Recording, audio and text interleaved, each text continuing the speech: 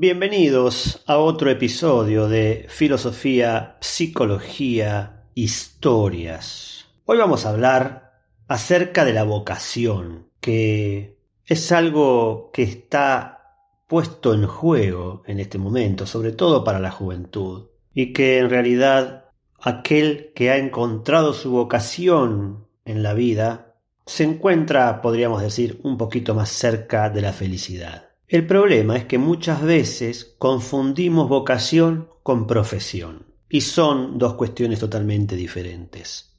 Pero antes de hablar de la profesión y de la vocación, quisiera hablar de algo que está antes y que son lo que podríamos llamar las cualidades, las habilidades, los así llamados talentos. Nosotros, los seres humanos, tenemos un cuerpo que nos limita en algo por definición. No podemos estar en dos lugares al mismo tiempo. No podemos disociar tiempo y espacio. Eso ya es una limitante. Pero además portamos limitaciones individuales que tienen que ver con nuestra propia contextura física. Algunas contexturas no permiten realizar ciertas labores o ciertos deportes o ciertas actividades en general. Sin embargo, Alfred Adler nos decía que de la limitación salía el genio, porque no podríamos hacer todo lo que queremos si no nos dedicáramos a una sola cosa, y que la genialidad está dada en poder dedicarnos a una sola cosa, incluso más allá de las dificultades y de las limitaciones que nuestra propia individualidad encarna. Y entonces, muchas veces pensamos que si somos buenos para algo, si tenemos un talento, pensemos en los idiomas, eso no significa que tengamos que profesar u oficiar de lingüistas, de traductores o de profesores de idioma. Y aquí ya nos vamos a detener en qué quiere decir profesión.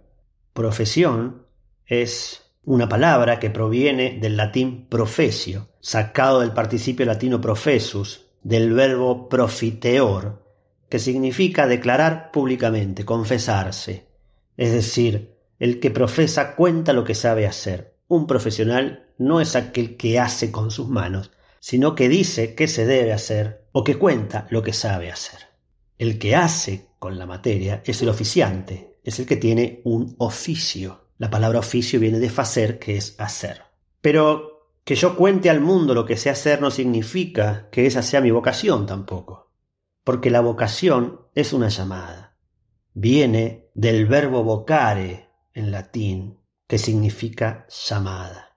Es una llamada de una voz, pero ¿de dónde viene esa voz? Algunos dicen es una voz interior. Y entonces yo debo escuchar mi voz interior en lugar de escuchar el contexto que tengo, padres, familia, sociedad, que me demandan que tenga una profesión, un oficio determinado. La vocación entonces es escucharse a uno mismo en ese sentido. Pero podríamos caer en el egoísmo, porque entonces lo que más importa es lo que yo quiero y no lo que el entorno necesita.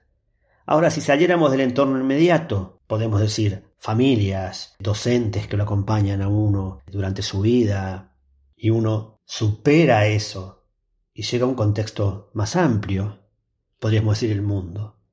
Podría ser que uno escuche una llamada que viene del mundo. Entonces, la vocación se pone al servicio de los demás. La vocación escucha lo que el mundo necesita.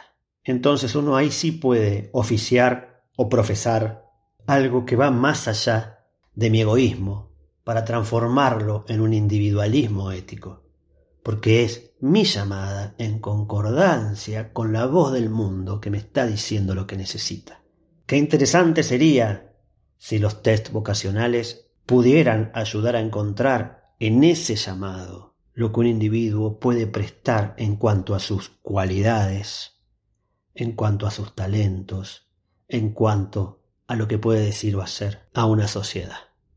Me despido con una frase de Viktor Frankl que nos habla de las decisiones, porque al fin y al cabo la vocación es quizás la decisión o una de las decisiones más importantes. Y esta frase dice así: el ser humano no es solo el producto de sus circunstancias, también es el producto de sus decisiones. Si te interesa seguir profundizando acerca de lo que es la libertad y las decisiones libres, te invito a que adquieras mi libro Hacia la filosofía de la libertad, que está disponible en Amazon y en Mercado Libre. Nos encontramos en el próximo episodio.